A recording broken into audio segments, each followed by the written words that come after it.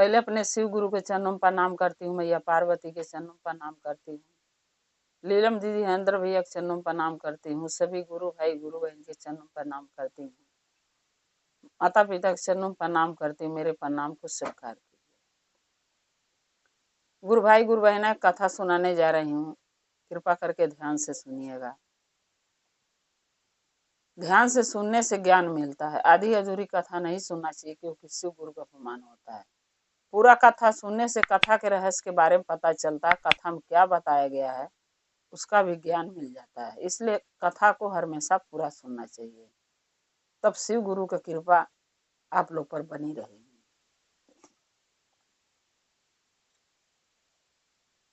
अगर ये कथा मेरा अच्छा लगा तो कमेंट में लिख के जरूर भेजिएगा। चैनल को सब्सक्राइब कर लीजिए। जो भी मैं वीडियो डालती हूँ नया नया, वो आपके पास पहुँचती रहे और आप हमारे वीडियो को देखते रहें, अपना प्यार दुलार देते रहें। एक गांव था, उस गांव के कुछ दूर पर जंगल था। उस जंगल में बहुत से आदिवासी रहते थे। वो आदिवासी जो रहते थे उसमें एक आदिवासी था जो चोर था। कोई भी उस जंगल से जब गुजरता था व्यक्ति, चाहे कोई साधु हो, संत हो, महात्मा हो, कोई इंसान हो, जब भी उस जंगल से कोई गुजरता था तो आदिवासी जो चोर था उसमें वो लूट लेता था लोगों के। आदिवासी जो था वो लूट लेता था। तो लोग डरते थे कि इस जंगल से जाने के लिए 10 बार इंसान को सोचना पड़ता था कि इस जंगल से कैसे हम जाएं। एक होता है ना, कोई जगह कोई कांड हो जाता है तो लोग डर जाते हैं, उसी तरीके वहां था। तो जब वो चोर चोरी करता था तो चोरी का पैसा खजाना रुपया ले आकर अपने दोस्तों में बांटता था और अपने घर में भी लाता था। उसी चोरी के पैसे को उसका पूरा परिवार खाते थे, क्योंकि खाने के पेट भरने के लिए तो पैसे चाहिए, अनाज चाहिए।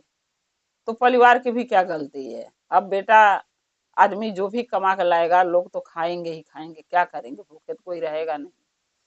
तो उसका परिवार खाता था। लेकिन उसकी जो बीवी थी चोर की, वो हमेशा यही अपने पति को समझाती थी कि चोरी नहीं करना चाहिए, क्योंकि आप गलत कर रहे हो। किसी के धन लूटना, किसी के घर लूटना अच्छी बात नहीं होता। वो इंसान दुखी रहेगा तो हमें बददुआ लगेगी, उसका श्राप लगेगा। इसलिए किसी को दिल मत दुखाओ। लेकिन वो चोर एक ही बात कहता था कि चोरी नहीं करूंगा तो खाऊंगा कहाँ से। तो वो कहती थी कमा के खाओ, हाथ गोड़ भगवान दे रखे हैं महादेव, तो कमा के खाओ। बोलता था नहीं, मैं बदनाम हो गया हूँ क्योंकि चोर हूँ। और जब चोर एक बार बदनाम हो जाता तो उसको कोई काम पर नहीं रखता है। न मैं कंपनी में काम कर सकता हूँ, न किसी के घर पे कर सकता हूँ, तो मैं करूंगा क्या। तो हमारे पास एक ही रास्ता, हम चोरी करें और तुम लोगों के पालें। ऐसे करते करते कुछ दिन समय बीत रहा था। एक दिन बहुत बड़ा कहीं से चोरी किसी राजा के घर से करके वो चोर लाके अपनी पत्नी के बहुत अच्छा अच्छा जेवर हार और लाया था, उसके गले में पहराने लगा। तब उसकी पत्नी बोली चोर की कि देखिए, आप जिसके भी घर से लूट के लाए हैं उसी लोगों का बददुआ हमें लग रहा है, जो हमारे भगवान महादेव हमें औलाद नहीं दे रहे हैं। लोगों का श्राप और बददुआ लग रहा है, और आप अपनी आदत छोड़ नहीं रहे हैं। यही कारण से जो है आज तक मेरी कोख सूनी है, हमारे कोई औलाद नहीं है। ये धन किस काम का है। आज लूट लूट के आप लाकर रख रहे हैं, जब एक भी औलाद नहीं रहेगा तो धन के सुख विलास कौन करेगा, इस धन पर आज कौन करेगा। चोर ने बोला कि जैसे हम धन लूट के लाकर तेरे झोली में डाल देता हूँ, उसी तरीके किसी दिन किसी इंसान का एक बच्चा उठा के लाके चोरी करके तेरे गोद में डाल दूंगा, तब तो खुश रहेगी ना। तब चोर की पत्नी बोली कि अगर किसी बच्चे को हमें उठा के लाके हमारे गोद में डाल दोगे तो क्या उसकी माँ रोएगी नहीं, कल्पेगी नहीं, क्या उसकी बददुआ नहीं लगेगी हम लोगों के। लगेगी, क्योंकि कोई माँ सब कुछ दे सकती है, लेकिन अपना औलाद नहीं दे सकती किसी को, चाहे उसके 4 बच्चे हों चाहे 2 बच्चे हों। चोर ने बोला, नहीं, जिसके ज्यादा बच्चा होता है अगर उसका एक बच्चा उठा लूंगा तो उसको कोई फर्क नहीं पड़ना चाहिए। अब मैं उस घर से बच्चा चोरी करूंगा जिसके घर में 2-3 बच्चे हों। तो एक बच्चा ले आऊंगा तो उसके अभी 2 बच्चे तो रहेंगे, अगर 3 होंगे तो फिर उसकी पत्नी बोली कि नहीं, ये गलत है। चाहे किसी को 4 बच्चा हो, 3 बच्चा हो, 5 बच्चा हो, लेकिन सबके लिए माँ का ममता उतनी ही बच्चे पर लुटाती है माँ अपना ममता। चाहे उसका कितनों भी बच्चे हो, सबको बराबर प्यार करती है। अगर उसमें से एक बच्चा भी आप उठा लाओगे तो भी बहुत दुखी होगी, बहुत रोएगी, बहुत कल्पेगी। और जब वो दुखी रहेगी, रोएगी, कल्पेगी, तब उसका बदुआ हमको लगेगा। बोला ऐसा कुछ नहीं होता है, तू झूठा बेकार का सोचती है। अब चोर की बीवी ने चोर के बहुत समझाई, लेकिन चोर ने नहीं समझा अपनी पत्नी की बात। अब उसने मन में ठान लिया कि हम किसी न किसी के बच्चा चुरा के जरूर लाऊंगा। अब वो अपने दोस्तों से बोला कि जाके पता करो किसके घर में ज्यादा बच्चे हैं। उन्होंने पता किया, एक पंडित था, उस पंडित को 3 बेटे थे। 3 बेटे में जो सबसे छोटा बेटा था, चोर ने गया उसके घर चोरी करने और उस बच्चे को उठा लिया। बच्चे को उठा के लाके अपनी पत्नी के गोद में डाल दिया। बोला, ले, महादेव दिए चाहे नहीं दिए, लेकिन तेरे लिए मैं बच्चा लाया हूं, अब तू इसको पोस पाल। अब जब उसको बच्चा दे दिया चोर ने अपनी पत्नी को लाके, उसकी पत्नी बहुत बोलने लगी अपने पति को, चोर को। बोली, आपने अच्छा नहीं किया, इतना समझाने के बाद, इतना बोलने के बाद भी आपने अपनी हरकतें से बाज नहीं आया। आपने वही गलतियां की जो आप करना चाहते थे। हमने आपको कितना समझाया, किसी के धन दौलत लूट लिए तो धन दौलत तो इंसान कमा लेगा, फिर बना लेगा बिखो गहना जेवर, पैसा कौड़ी फिर वो इंसान अपनी मेहनत से कर लेगा जिसके घर से लूट के लाते हो। लेकिन औलाद भगवान की देनी है, बार बार औलाद कोई नहीं पैदा कर सकता। अगर जिसके किस्मत में जितने औलाद होते हैं उतने ही मिलते हैं, वो कहाँ से अपना औलाद लाएगा। तब चोर ने बोला, अरे उसके 3 बेटे थे, अगर हम एक बेटा के उठा लिया तभी तो उसके पास 2 बेटे हैं, तो क्यों दुखी रहेगा, तू वैसे ही परेशान हो रही है। तब चोर की पत्नी बोली, नहीं, इस बच्चे के दे आओ, हम नहीं रखेंगे अपने पास। चोर ने बोला कि मैं तेरे को दिया हूं तो तू ही रखेगी, मैं लौटाने नहीं जाऊंगा। चोर की पत्नी पूछने लगी, कहाँ से लाए हो, लेकिन चोर ने नहीं बताया, ये सोच के कि अगर मैं बता दूंगा तो मेरी बीवी बच्चे को लौटा देगी ले जाके। उसने बताया नहीं। जब उसने बताया नहीं तो उसको पता नहीं चला तो बच्चा देगी किसको। उसके पास मजबूरी हो गई बच्चे को रखना अपने पास। अब क्या करे, बहुत पता लगाई, पता नहीं चला कि ये बच्चा किसका है, जो चोर ने उसका नहीं, उसका पति जो उसको लाके दिया है। अब वो क्या करी, उस बच्चे को प्यार ममता में फंस के उस बच्चे को पोसने पालने लगी, क्योंकि बच्चा काफी छोटा था, लगभग होगा 7-8 महीने का। अब उस बच्चे के पोसने पालने लगी, क्योंकि उसके एक भी औलाद नहीं थे, वो अपना औलाद समझ के चोर की पत्नी उस बच्चे को पालने लगी।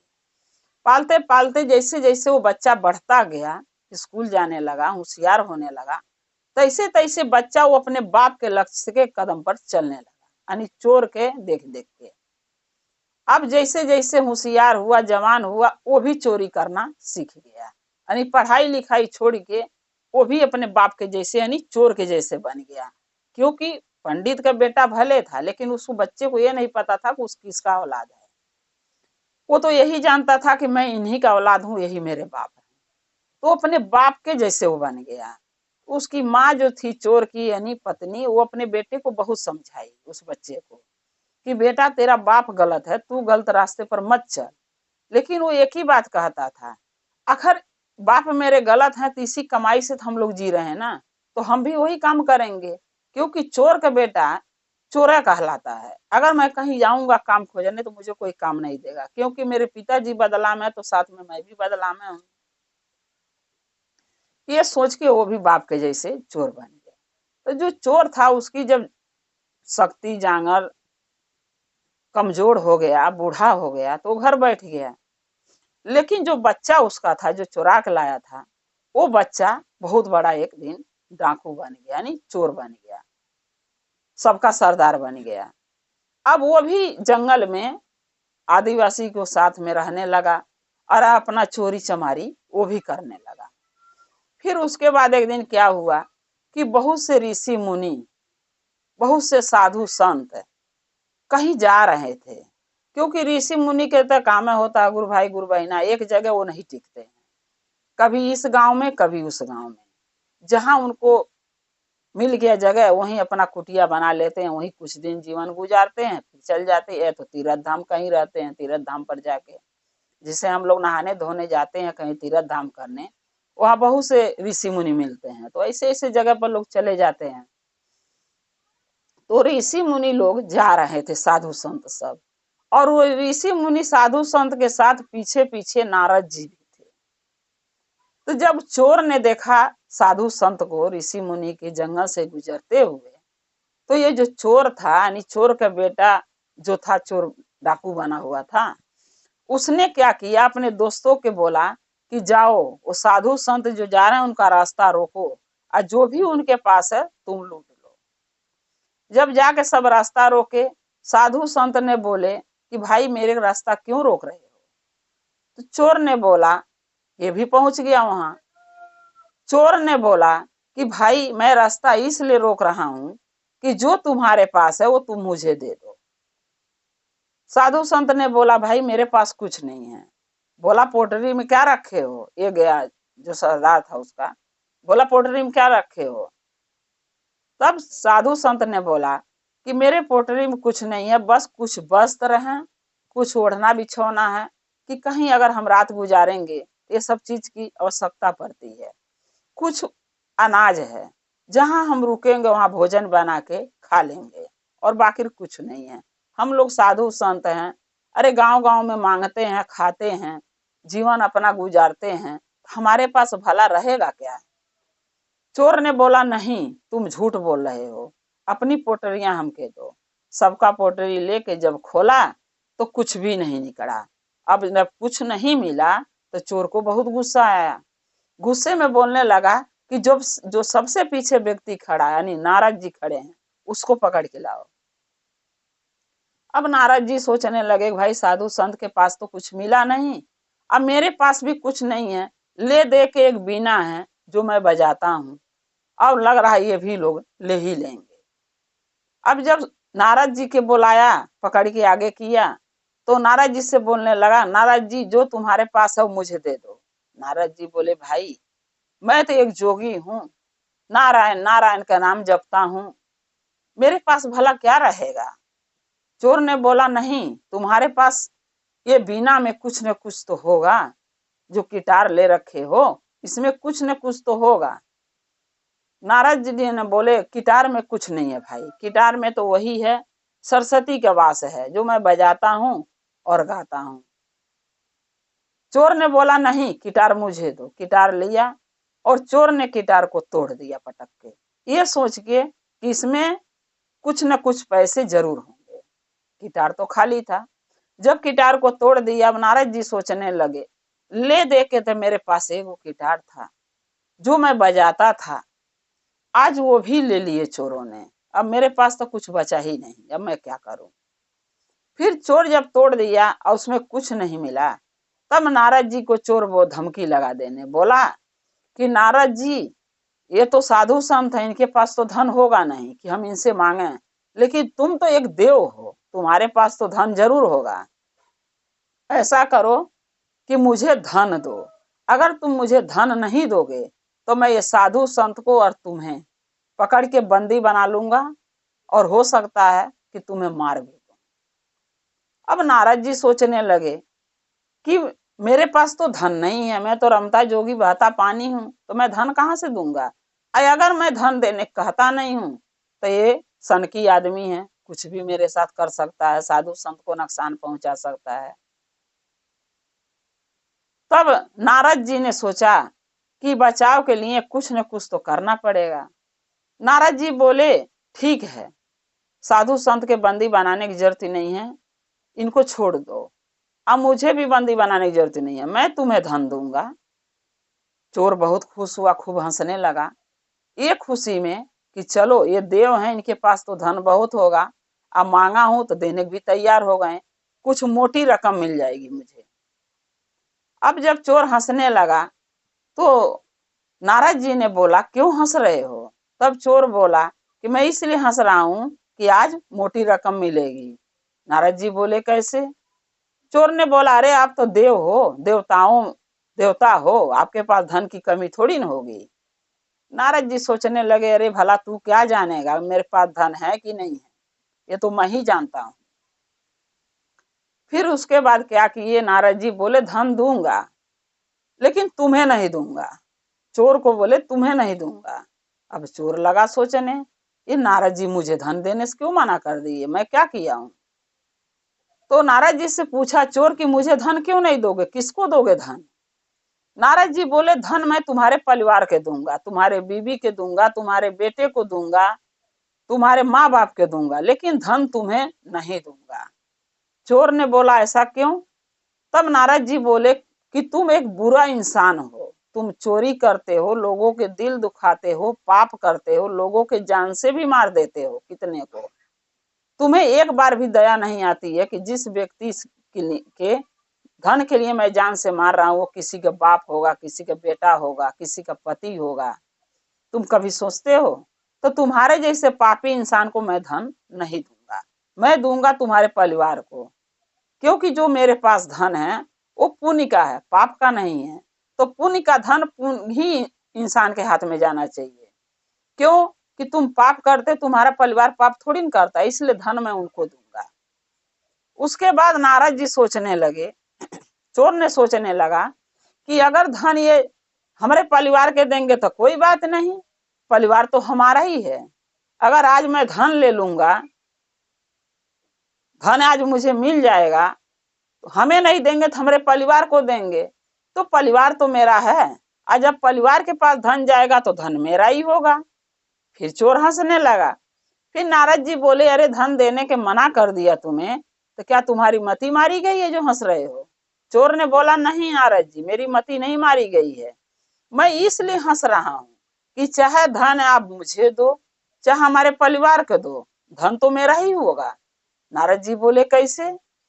चोर ने बोला कि जब मैं पाप करता हूँ, चोरी करता हूँ, लूट मार करता हूँ, लोगों के जान से मार देता हूँ और उनका धन जब मैं लूट लेता हूँ, तो आखिर वो धन ले जाता हूँ घर, तो मेरे परिवार ही तो उस पर सुख करता है, खाता है, पीता है, रहता है। तो जब मेरा धन मेरे परिवार का हो जाता है लूटा हुआ, तो मेरे परिवार के जो धन आप दोगे वो भी तो मेरा ही होगा, क्योंकि परिवार तो मेरा ही है। तब नारद जी बोले कि इतना परिवार पर भरोसा है? चोर ने बोला, हाँ। तब नारद जी बोले, ऐसा करो कि एक बार तुम घर जाओ और अपने माँ से, बाप से, अपनी बीबी से, अपने बच्चे से ये पूछना कि जो मैं चोरी करके, पाप करके, जो धन लूट के ले आके आप लोगों के देता हूँ, खिलाता हूँ, पियाता हूँ, पहराता ओढ़ाता हूँ, बच्चे के पढ़ा लिखा रहा हूँ, यानी आप लोगों के देता हूँ, तो जब हमारे पाप के धन में आप लोग भागीदारी और हिस्सेदार बन के खा रहे हो, पाप का लूटा हुआ धन, तो क्या जो मैं पाप कर रहा हूं उसमें आप लोग भाग लोगे, हमारे पाप में हिस्सा लोगे, कुछ पाप हमारा अपने सर पर लोगे? एक बार पूछ के आओ। चोर ने बोला, क्यों नहीं लेंगे, जब मैं उनका बेटा हूं, मैं उसकी, अरे मैं अपनी बीबी का पति हूं, अपने बेटे का बाप हूं, तो क्यों नहीं लेंगे? जब धन हमारा बेईमानी के, चोरी के, लुटेरे का खा सकते हैं लोग, तो हमारे पाप में भागीदारी क्यों नहीं बनेंगे, हिस्सा क्यों नहीं लेंगे? जो भी मैं पाप करता हूँ उसमें बराबर के हिस्सेदार वो लोग हैं, जितना पाप मुझे लगेगा उतना उन लोगों के लगेगा। नारद जी बोले, नहीं, तुम्हारी गलत फहमी है, एक बार पूछ के आओ। चोर ने बोला, तुम मुझे भड़का रहे हो मेरे परिवार के खिलाफ, अगर मैं चला गया पूछने तो तुम साधु संतों के साथ भाग जाओगे। नारद जी बोले, नहीं, तुम्हें अगर भरोसा नहीं है तो हमको बांध दो रस्सी से, जब हमके बांध दोगे तो हम भागूंगा कहाँ से, हम यहीं रहूंगा, लेकिन एक बार पूछ के आओगे तो ही मैं धन दूंगा तुम्हें, तुम्हारे परिवार को। तब चोर ने बोला, ठीक है, चोर ने क्या किया, रस्सी लाया और सब साधु संत को और क्या नाम है नारद को बांध दिया, पेड़ से बांध के चला गया घर। घर जाके अपने माँ, पहले अपनी माँ से पूछा कि माँ एक बात पूछता हूँ, बताओगी? बोली हाँ बेटा पूछो। बोला माँ, जो मैं चोरी करता हूँ, डकैती करता हूँ, बेईमानी करता हूँ, शैतानी करता हूँ, आपको ले आके धन देता हूँ। बोली हाँ। बोला वो धन आप लोग खाते हो, चाहे वो चोरी के हो, चाहे बेईमानी के, चाहे शैतानी का, आप लोग खाते हो। तो क्या जो मैं पाप करके धन देता हूँ, किसी के दिल दुखा के धन लूट के लाता हूँ, तो पाप होता है ना? तो बोली हाँ। बोला ये पाप का धन आप खा सकते हो, तो क्या जो मैं पाप कर रहा हूँ उस पाप में का हिस्सा आप लोग हमारे से अपने नसीब में ले सकते हो, पाप का हिस्सा? बोली नहीं बेटा, पाप तुमने किया, चोरी तुमने किया, गोली तूने मारा, जान तूने लिया, तो पाप तो तूने किया। जो धन लाया वो हमने खाया, तो धन खाना मेरी मजबूरी है, क्योंकि अगर तुम्हारा पाप का धन हम लोग नहीं खाएंगे तो जिएंगे कैसे? तो हम पाप का धन खा के तो वैसा पापी बन रहे हैं, तो तुम्हारा पाप में हिस्सेदार हम कैसे बनेंगे? तुम अकेला ही पाप काटोगे, जो भी तुम पाप कर रहे हो तुम्हें अकेला ही भोगना पड़ेगा, हम नहीं उसमें भागीदारी हो सकते। फिर अपनी पत्नी के पास गया, उससे पूछा, वो भी यही बात बोली कि हमने आपको बहुत समझाया, तुमने समझा नहीं, और जो भी तुम पाप कर रहे हो उसमें पाप का भागीदार तुम हो, मैं नहीं हूं। अनाज खाने से, पैसे लेने से, गहना लेने से हम लोग वैसा पाप का भागीदार बन गए हैं, तो हम तुम्हारा पाप अपने सर नहीं ले सकते, तुम पाप कर रहे हो तुम ही भोगोगे। फिर बेटा से पूछा, बेटा ने यही जवाब दिया कि नहीं पिताजी, पाप आप कर रहे हो तो पाप का भागीदार आप हो, हम नहीं हैं। जो भी पाप आप कर रहे हो, बुरा कर्म कर रहे हो, वो आप ही भोगोगे, हम नहीं भाग लेंगे उसमें, हमारे किस्मत में नहीं आएगा। फिर उसके बाद वो अपने पिताजी से चोर पूछा, उसका पिताजी भी यही बोला कि देखो बेटा, हमने अपने जवानी में बहुत चोरी किए, बहुत पाप किए, उसका सजाई मैं भोग रहा हूँ। महादेव से रात दिन माफी मांग रहा हूँ कि मुझे मेरे पाप की गलती के माफी दें, लेकिन पता नहीं मिलेगा कभी कि नहीं मिलेगा। जब हमारे अपने गलती का एहसास हुआ, चोरी के पाप का एहसास हुआ, तो बहुत देर हो चुका था। मैं तो वैसे प्रायश्चित कर रहा हूँ अपने पाप का। मैंने तुम्हें चोर बनने पर मजबूर नहीं किया, तुमने चोर अपने मर्जी से बना, तो पाप का भागीदार तुम खुद हो, हम तुम्हारे पाप में भागीदारी नहीं लेंगे।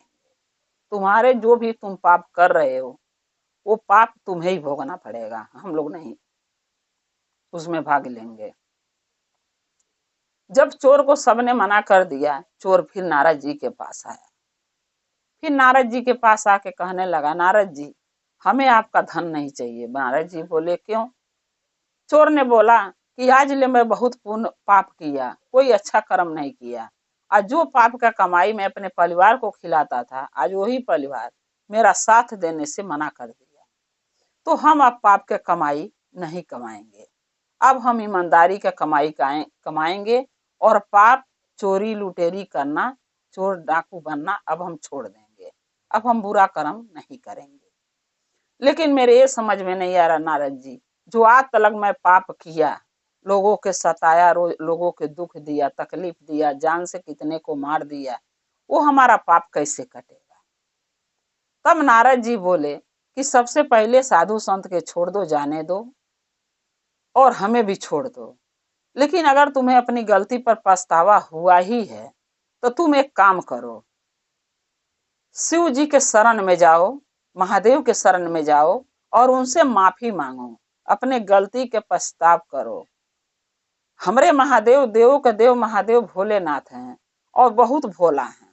कोई कितनों भी बुरा कर्म करके अगर उनके शरण में चला जाता है तो कुछ दिन के बाद उसका पाप धीरे धीरे वो काट देते हैं और उसको अपने शरण में जगह दे देते हैं और उसको उसके पाप से मुक्ति मिल जाती है। तुम महादेव के शरण में जाओ। तब वो चोर ने क्या किया कि सब चोरी पाप करना त्याग दिया और महादेव के शरण में चला गया।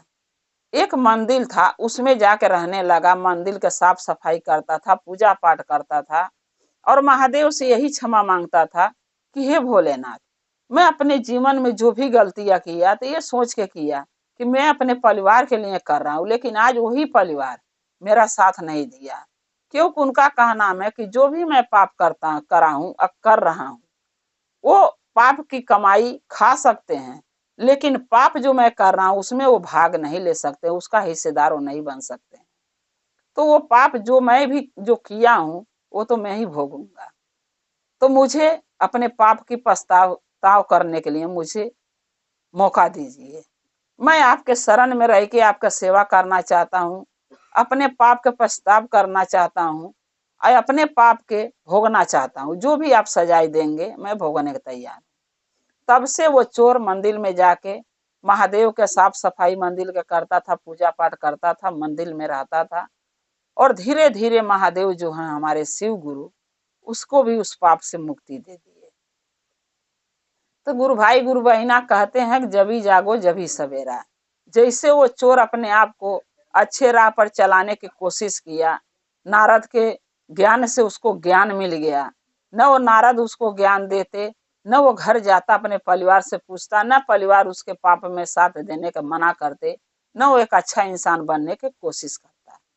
जैसे उस चोर के ज्ञान नारद द्वारा मिला, वैसा गुरु भाई गुरु बहिना मैं ही आप लोग से कहूंगी, अगर भविष्य में हमने कोई गलतियां आप चाहे हम किए हैं तो अब यही मौका है कि महादेव के शिव गुरु के शरण में जाके उनका शिष्य शिष्या बन के उनका सेवा करके उनका पूजा पाठ करके थोड़ा पाप हम लोग अपना कम कर सकते हैं। क्योंकि भविष्य में हर इंसान कुछ न कुछ तो किया ही होगा, झूठ बोला होगा, चोरी किया होगा, पाप किया होगा, किसी को मारा होगा, धमकाया होगा, किसी को बुरा बोला ही होगा, हर इंसान कुछ न कुछ किया होगा। लेकिन अब यही समय है अपने पाप की गलतियों का पछतावा करना, महादेव के शरण में लगे रहना, पूजा पाठ करना, चर्चा भजन करना, उनका शिष्य शिष्या बन के जीवन गुजारना।